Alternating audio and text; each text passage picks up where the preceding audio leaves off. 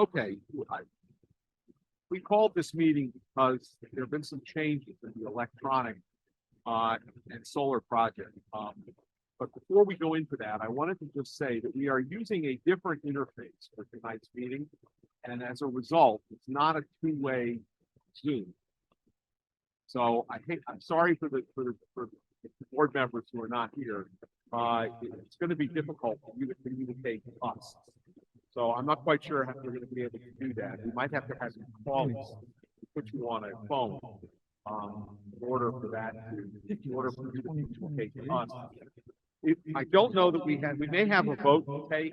I suppose we do this or this, but it's going to be a learning process, which we're trying to work that out. Okay, electronic and solar project. I'm going to give you the short version, and then Nicole is going to take us through. Nicole and Don will take us through this issue. The short version is the deal change. Eversource has gone in for huge rate increases, and as a result of that, it's completely upended the solar project. We went from what we had hoped to get. We were guaranteed 7.5%. We had hoped to get 6 cents a kilowatt hour, 7.5 cents versus 6. It's now going to be, and it's now going to be 9 point something for Chicago and 17 for the small elementary schools for Burnham and Booth. And so this makes no sense for us to participate in this program. However, the administration has come up with a different thing for us, which is to actually build our own system and go into the solar business ourselves. It can be done, and it will actually more than double the potential of savings over the course of 20 years. So I'm going to leave that for 25. I'm going to leave that for Dr. Gosselin and Nicole, Don, to explain. So we'll ask Nicole to share with the board what the new proposal looks like. Walk us through kind of how the financing works, what the savings are, and where those come from, and also what's entailed with installing and owning and maintaining our own solar arrays, and what that might look like. So at this point, I'll turn my mic off, and Nicole, if you want to mic on and share with us the latest. Sure, thanks, Mark. So as Greg said, the Eversource changes have upended the plan as we had originally approved it. And it doesn't make as much economic sense to go into the PPA agreements, which were the agreements that we were hoping to enter into, where Connecticut Green Bank would own our systems and we would pay a fixed rate for electricity. But those are not as economically beneficial to us any longer. So we have been presented with a new proposal that would involve us owning our own solar system. And it won't cost any money out of pocket to the district to have it installed. We would pay back a loan over a period of years, 15 to be exact, for the installation. And then we would sell the power from our solar panels back to Eversource, and Eversource would pay us for it. And if you look at the proposal, it's projected out, it's that the Eversource payment to us would exceed the loan payment. So we would be cash flow positive year one and have no electric bill, which right now our electric bills run in the hundreds of thousands. So the reason this program has become more attractive to municipalities is that it used to be a program where a tax incentive was given. So you could take a tax credit against your tax returns, and that doesn't help us because we don't file taxes. So the federal government has recently made it more favorable for municipalities to participate by paying the tax credit directly to us. So we would get back the 30% tax credit of installing the system in the form of $1 million payment from the federal government. And we could use that $1 million to further offset the loan payments. So in the packet that was in the board packet, if you looked at it, there were two proposals at the beginning, one that was for 5.1 million and one that was for 5.4 million. The only difference between those two proposals is one is with us, the rate of return, if we do in fact apply the $1 million to the loan payments, and one is if we were to pocket it instead, and it would take us longer to pay back the loan. So the savings would be less over the 25-year term. Some of the downsides of doing this is we now own the system, so we have to maintain it and repair it. There is the possibility to contract, get an O&M contract from companies that service solar panels who would come in once a year, inspect it and repair, make small repairs, just like if you were having your residential furnace inspected and repaired on an annual basis. That contract would cost us, right now, they're running between $2,000 and $3,000 a year, so we'd have to add that to our expenses. That's not represented in these proposals. And then, of course, if the panels were damaged or from like a weather event, that would be on us now to repair them and replace them, where in the other proposal that we looked at, that would not have been our responsibility, but it will here. But the feeling is, after talking to Mark and Don about it, the rate of return is so much greater that it's not a huge burden to the district to have to do that repair and replacement as we go. They are 25-year panels. They're expected to last longer. The workmanship and production is warranted for 25 years. And we would still be working with the same company for the install, which was the Greenleaf Energy Solutions who brought this to us at the beginning. These proposals incorporate all 4 schools, owning solar systems at all, solar fields at all 4 schools. It remains to be seen if we can place them in the 3 smaller schools, or if it would even be beneficial to do so. But this application is due February 1st, which only gives us a day to make this decision. So we would apply for all 4 schools, and the economics of all 4 schools are built into these models. We could choose to just do Chapag. We don't have to move forward with the 3 small schools if we decide not to. And if they are awarded to us, if our application is chosen for the funding, we have 36 months to energize them. So with the small schools, we could talk to our towns, evaluate it, and decide if we did in fact want to put them there. And we would have a period of 2 years to go through that thought process. Takes about a year to get the panels in and energized. So we'd have 36 months from the award to make that decision at the smaller schools. I think that we would want to move faster at Chapag and get those in as fast as we could, because that's where our real savings is going to come from. And we're fully in control of Chapag site. Can I just add something to that? The F&O committee just met and has reviewed these numbers. And that all 5 members of the committee were in favor of this program. So I just want to let you know that this has not only been vetted by Nicole and Mark and Don, but by the F&O committee. I just want to add, this is about as good as it could probably ever get, right? So something that seemed like an initial setback ends up over doubling the amount of money that we'll save over time. So we went from the savings of about 2 million to 5.5 million. So this is almost like when you're a kid playing Monopoly, you get that, bank error in your favorite card. This is about as close to the real life, opportunity like that. And so while we were initially upset to hear the news, as we started to look through what other alternatives were, this seemed like a much better path moving forward, even though it brings us into the owning the solar array game, which initially we were kind of looking to sidestep. But I think that overall, my recommendation would be that it makes a lot of sense for us, and it would help to save, $5.5 million in the budget over the next 25 years, which I think taxpayers would appreciate. Yeah, I was going to say, I think that before we were excited about the prospect of finally bringing something under control that we hitherto had no control over, which is electric rates. We really did not control that. There's a very small piece of our budget that we actually control, but that was the part we didn't. Now we've not just brought it under our control, but we've increased the potential savings by a factor of 2 point something.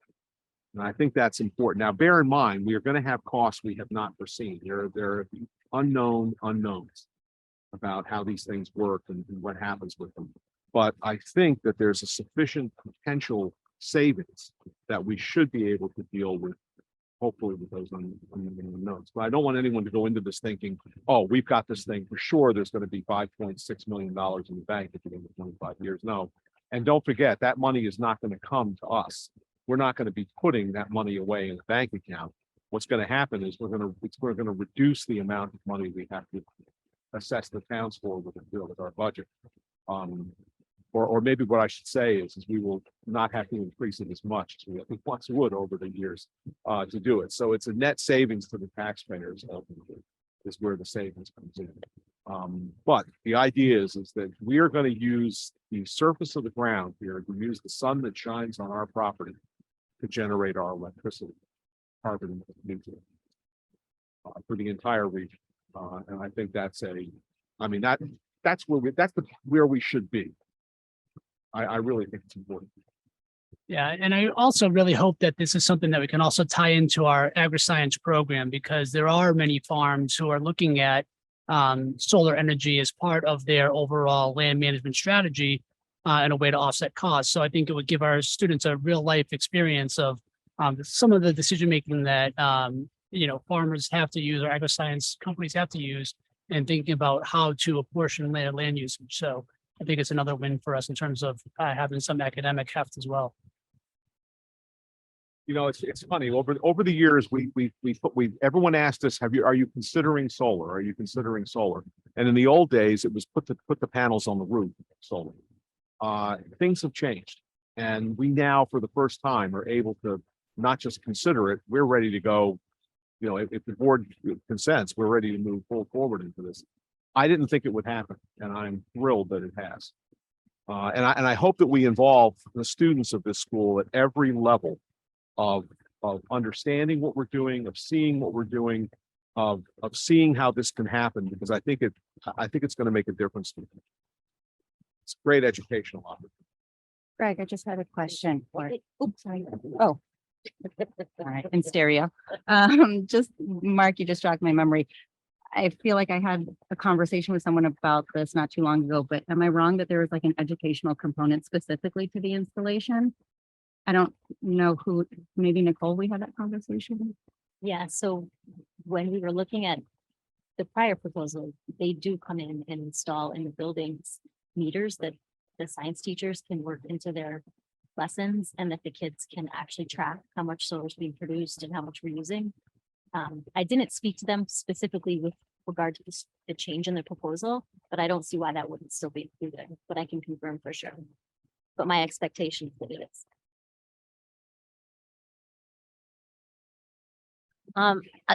Nicole, we have to do the maintenance and we have to do the repairs, but what about the warranties for the equipment that we buy?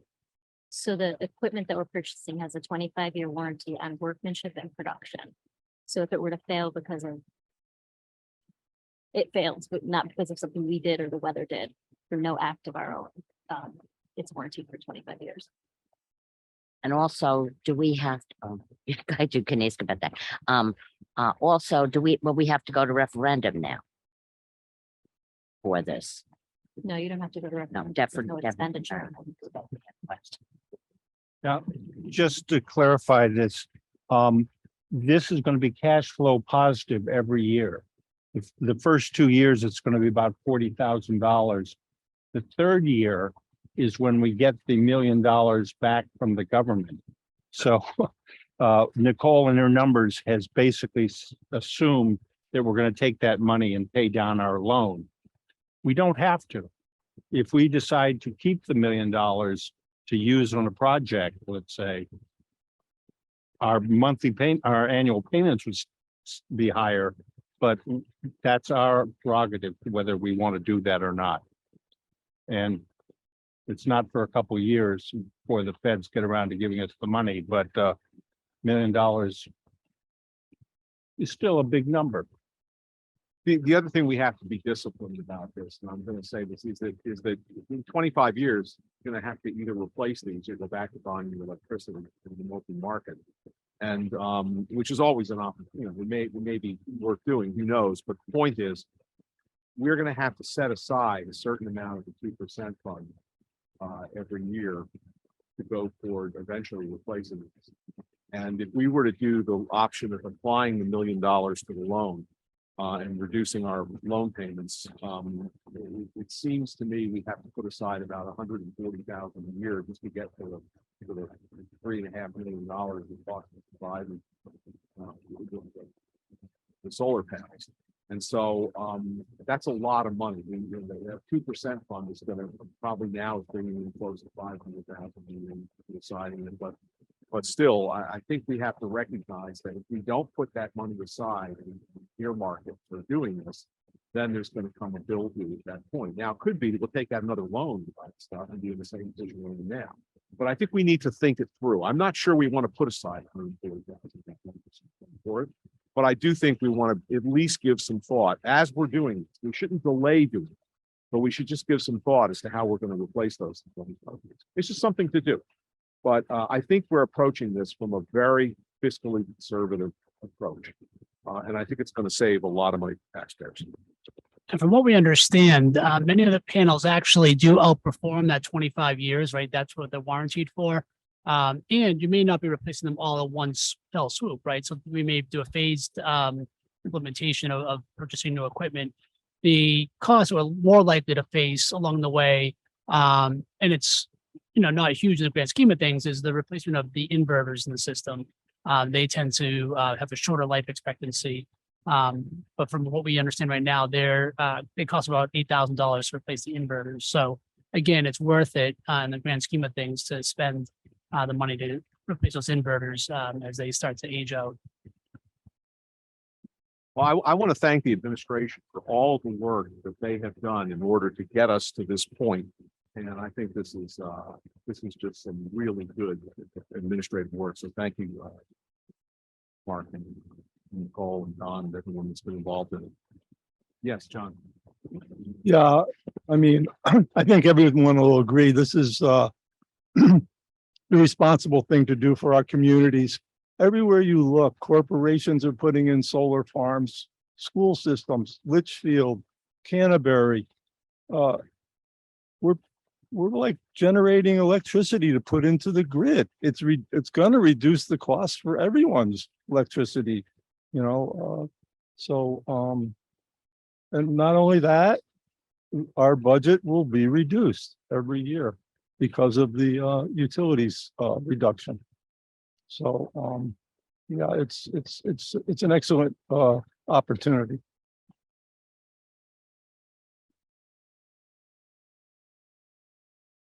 At this point, we had previously in the last meeting approved going forward on this basis. I'd like to entertain a motion to go forward on the amended basis of the new proposal to actually own the solar system that's been presented to us. So if there's a motion, I would love to entertain it. There's a second. Second, Moved and seconded. Is there any discussion? I just want to give a special shout out to Nicole for always doing the hard work to have this region save money at every turn. We're so lucky to have her. Okay. Okay, so one last, Yes. if everything goes through and we're approved, when does it start? About a year. So Chippewa, they can get done and energized by December. And then we wouldn't be able to do the small schools in that amount of time just because of the work we need to do with the towns as the owners. But Chippewa would be up and running by the end of the quarter, last quarter of the year. Yeah, we will need that. Nicole makes a very good point. We will need the buy-in of the towns on this for the elementary schools because they own them. And it's hard for us. We don't control them forever. If they do, they're going to have to be involved in it. But I have a suspicion that the prospect of saving the taxpayers' money is going to be as exciting for them as it is to us. And also just to do the right thing, to do the green thing here, to generate our own electricity. Why not? Yeah. Oh, and I think the oh, never mind. We've covered it. Okay. So is there any further discussion? All those in favor, please signify by raising your hand and saying aye. Aye. I see the television too. Okay. Aye. All those opposed, please raise your hand and say nay. Or on the television, give me the thumbs down. I think you've already voted aye. All right, all those abstaining, please so indicate. If I think that's unanimous. Thank you very much. And if there's nothing else, we're adjourned. excavation.